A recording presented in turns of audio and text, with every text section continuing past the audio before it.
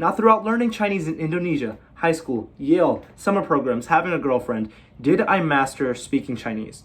I am back home, and I actually have to lock the door because it doesn't close on its own. If y'all can't tell, I have a new camera, basically just upgraded my iPhone, about time. Please subscribe so your boy can afford a new camera. Thank you so much for being understanding for last week's lack of uploads, but as of right now, until further notice, I won't be able to make 2 videos a week. Yeah, I know. I'm trying my best to upload at least once a week, but I don't want to make empty promises, and I want to be straight up with all y'all. I've been going through some personal circumstances, so this is coming from a place of love, and I hope that you guys understand. And in this video, I want to talk about my experience and journey on learning Chinese, and any tips and strategies I have that I'll be mentioning towards the end. As of right now, I don't consider myself super fluent, but I guess I'm considered legally fluent as well per the standard of the first website link that Google provided for me when I searched it up. I am Chinese Indonesian American. Both of my parents are born and raised in Indonesia, and while my mom is ethnically Indonesian, my dad is ethnically Chinese. Growing up, we mainly spoke English and Indonesian in the household. Chinese was rarely spoken because my mom didn't speak it, and my dad was pretty much busy working full-time. Now, I moved to Indonesia when I was about 9, and that was the first time in my life when I started to formally learn Chinese. All of the students in my school had to learn English, Indonesian, and Mandarin Chinese. But because my Indonesian was very bad at the time, and I literally needed that language to survive and thrive in that country, Chinese was kind of left in the back burner. Now, for those of you who aren't too familiar with Chinese, there are several things that surprise people, but there are 2 main ones that tend to stand out. First, there's the use of Chinese characters when writing. Each character has its own specific meaning, and there is no alphabet in the Chinese language. Second, when you speak Chinese, there are 4 different tones that you have to pay attention to. Like, if a word phonetically sounds the same, if it has a different tone, it can carry a different meaning. There's the first tone, ah, there's the second tone, ah, there's the third tone, ah, and there's the fourth tone, ah. I lived in Indonesia for about 2 to 3 years, and then I returned to America in the 7th grade, but by then I pretty much forgot all of the Chinese that I learned, but I did learn Indonesian, which was a big win for me. Then 2 years later or so comes the 9th grade, and you guessed it, like most high schools, there was a 3-year foreign language requirement. And Chinese was one of the languages provided, so I decided to give it another shot. Now, 9th grade Chinese level 1 went well. You know, I guess my genetics started to manifest a little bit, and some of the experiences in Indonesia started to pay off. The class was very basic, engaging, had a great teacher, and I took it with some of my good friends. It was a good time. Now, 10th grade Chinese level 2 was also fine, besides the fact that they changed the Chinese teacher pretty much every single month. And I think that there were points where the substitute teachers themselves didn't even speak Chinese. Now, at that point, the program was pretty much cut off. I couldn't take Chinese level 3 my junior year, so I had to take, well, you guessed it, Espanol. Oh, and when applying to colleges, I actually mentioned this in my Common App to clarify that I didn't stop taking Chinese 3 because it was getting hard. Context is important. You know, I think that language in high school can sometimes be, well, a bit bullshit. I think that with the right intention, studying language in high school can be very, very crucial and beneficial for you, especially since you're learning it at such a young age. Unfortunately, there are many people who are taking language just for academic purposes, just because it is a requirement for the school. I think there should be a mindset shift. Instead of looking at it like, I have to learn this language. Thank you. Good morning. Thank you. But instead, view this as a beautiful opportunity to get to learn a language for free at a very young age. You get to learn this language. I was busy the rest of my high school career and didn't really learn any Chinese after sophomore year. But luckily, that all changed when I entered college. Okay. Okay, thank you.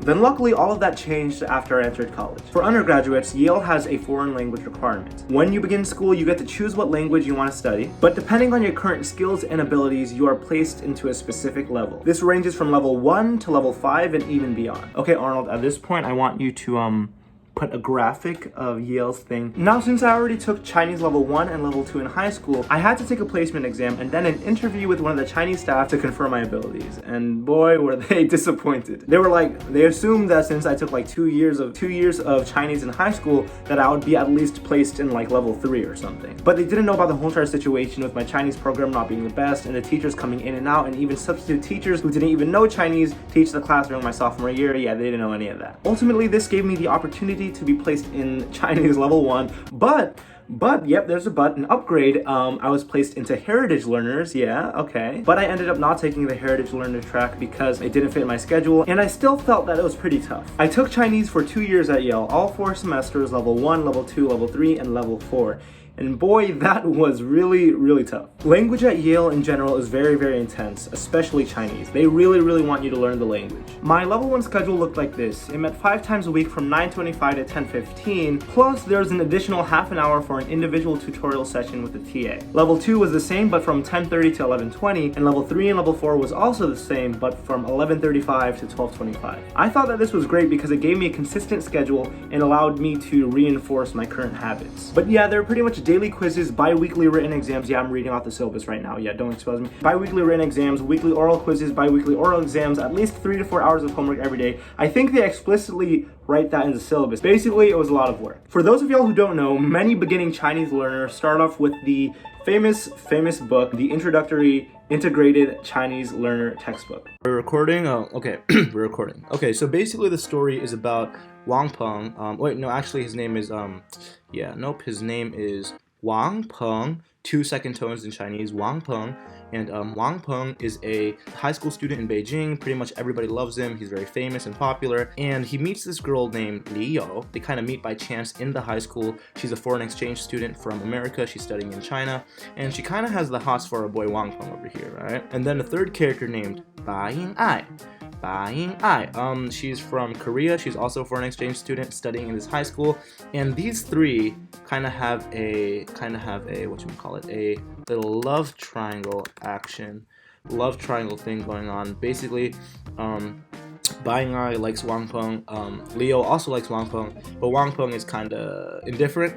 But he ends up choosing Liu over Ba Ying Ai, and they sort of end up together. And that's pretty much the story. Oh no, actually, there's also this dude named Gao Wenzhong, and he's pretty much no one likes him really. He's like the butt of all jokes.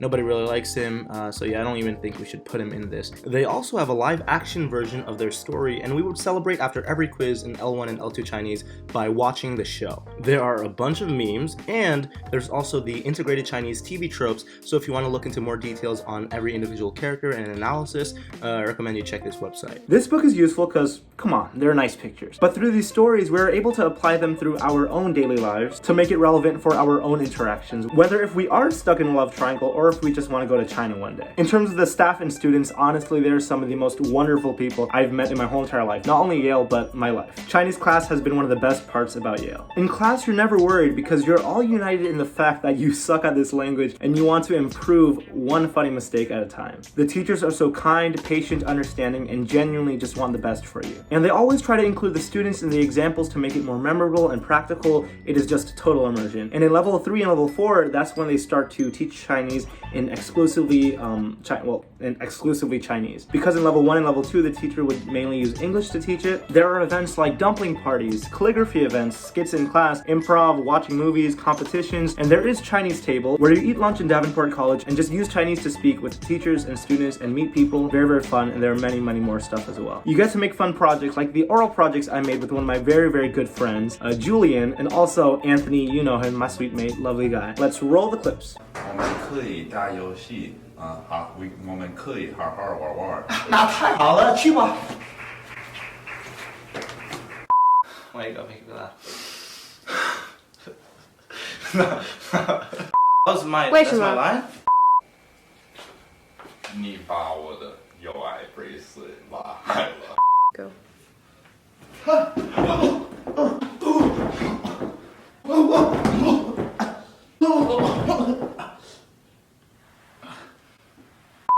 Okay. 啊？给钱？可是你的广告牌说我。Don't look at me. Don't look at me. Don't look at me. He's studying it.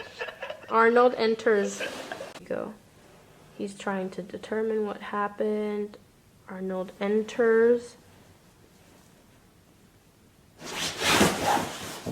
不懂，我刚偷偷了一次。 It's okay. Keep going.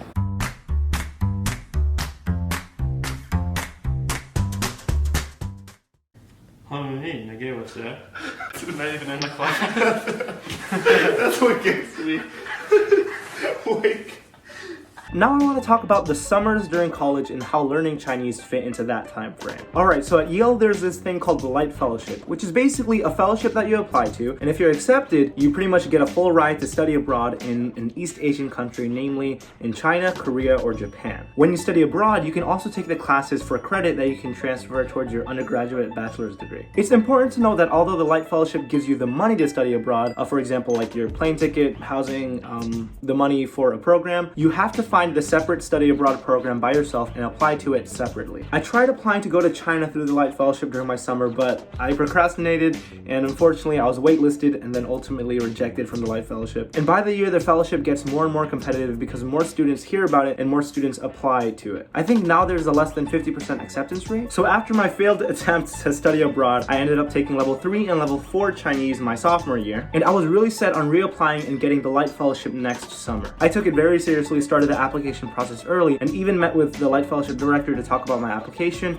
and had my essays revised with writing tutors. I took advantage of all the resources that I could. And after all of that, through God's blessing, I got the Light Fellowship. I viewed getting rejected my first year as a positive opportunity because that allowed me to study abroad in England that summer, and then I would be able to get to a more advanced Chinese level during the second summer. I applied to these separately, but I was also accepted to the Harvard Beijing Academy, the Duke Study in China program, and the Middlebury Language Schools program. But because of COVID-19, all of those programs just started to slowly get canceled and got moved to online formats, and then those were canceled. So I ended up choosing Middlebury Language Schools because it was in the US, but then that program also got canceled, so I am now doing Middlebury Language Schools Chinese program online right there in that corner, literally every day. I'm a week into the program, but although there is no immersion aspect into it, I think it is a very, very great program. And I think that at the end of the day, it really shows that you are responsible for your own learning. You have to want it. This is what my current schedule looks like, and there are also extracurriculars that happen on Zoom and a lot of talks. The staff is absolutely impeccable, and the students are very fun, kind, engaging, and humble as well. Now, this is definitely worth mentioning. Now, throughout Yale, I met this wonderful, beautiful lady that I happen to call my girlfriend. You've seen her in some of my videos. I'm not going to get into too much detail, but one of the best ways to learn a foreign language is to, fall in love with somebody who speaks that language. And this is, for obvious reasons. And to be honest, I mainly speak English with her because she says that she wants to practice her English since she is a foreign student coming from China, even though her English and Chinese are way, way better than mine. Now, throughout learning Chinese in Indonesia, high school, Yale, summer programs, having a girlfriend, did I master speaking Chinese? Well, the answer is no. Of course not. What? Now, maybe I'm dumb, but here's the thing. Like I mentioned before, I think a language isn't something that you can achieve strictly through academic means. It depends on your mindset, and if you just view it as a class, you're not going to value it as a useful tool that you can actually use for a future rather than just a requirement that you have to get over with. But once again, it also depends on how you frame your mindset, but context is key as well. Now, I want to refer to a video that my girlfriend sent me when I talk about all this. Basically, in this video, I don't want to have copyright. This guy talks about learning a language strictly through listening and speaking. No grammar lessons or no vocabulary lessons. You essentially learn as if you're a baby, and this makes sense. Like, for example, when I was in Indonesia, when I think about how I learned the language, I did not learn a single word in the classroom. It was all through my daily interactions with my family and my friends, and even just like how most of you learned English as your first language. You most likely didn't pay attention to grammar class or anything like that. Now, in terms of some tips for learning Chinese on what I use or for learning a foreign language, definitely watch that video that I mentioned. That'll be very, very useful. And if it's something that you think may be beneficial to you, maybe use that strategy and method, but you should watch that in full. Another important thing is that you have to be very, very consistent when you're learning a language. It's better to learn only 15 minutes every single day than a few hours every single weekend. It's good to make little progress every single day. You want to make sure that it's manageable, but you also want to make sure that you have a reason and a purpose to learn the language. That's why most high school students don't end up learning Spanish in high school. Maybe find a hobby, an interest, or a career in that language. Consume in that language. Watch a lot of TV shows. For example, I think there's Viki that helps you learn languages by putting, for example, Chinese shows, and they have the subtitles that automatically translate things for you. I'm currently also watching a lot of shows in Chinese and a lot of YouTubers in Chinese. Here's some of my recommendations. If you can, try to listen to audiobooks in that language or podcasts in that language or just music in that language. Practice singing, practice listening. Just try to immerse yourself as much as you can. You can use apps on your phone or maybe even change the language on your phone to the language that you want to study. There are flashcard apps like Quizlet and Anki which help you retain information and vocabulary for long periods of time through spaced repetition, but it's also very important to learn words in context so that you know when to use them and to pull them out in a non-contrived manner. Simply listening and repeating. Talk with people who speak the language, connect with them, but just remember that you have to be very, very patient because this is a long-term investment that you're committing to. Now, last week I was able to call my grandma What the heck? Well, last week I was able to call my grandma and talk to her in full Chinese. We had around a half-hour conversation and it just felt very, very natural. At the end of the day, being able to talk to somebody in their language is just super, super meaningful for them and for yourself. For me, it was my father, my grandmother, my girlfriend. A culture that was sort of rubbed off when I was a kid has sort of been redeemed, and hopefully at this point will continue to thrive. I know that this is different from my usual content, but this video genuinely made me very, very happy. But once again, please like, comment, and subscribe, and click on the bell notification icon. And I would truly appreciate it if you comment, because I love interacting and engaging with you guys. What are your experiences learning language? What languages are you learning now? What tips, strategies do you have? Or just say hi, talk to me. I miss you. But once again, thank you so much. Please let me know if you like this type of content, and I'll catch you in the next video.